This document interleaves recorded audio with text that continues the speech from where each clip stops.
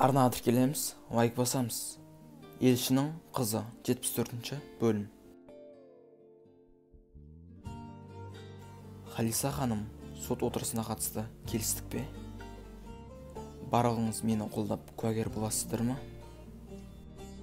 Куәгер ғана болып қоймай, Швейцарияда тұратын үйіңе ақша қосып береміз.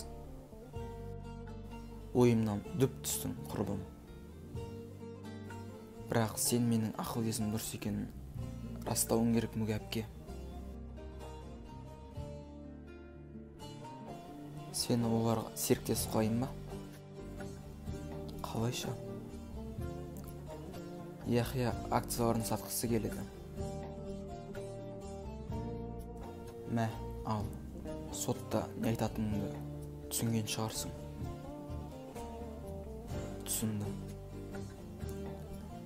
Елшінің қызы 74-ші бөлімнің соңы. Аударған Нор Продакшн.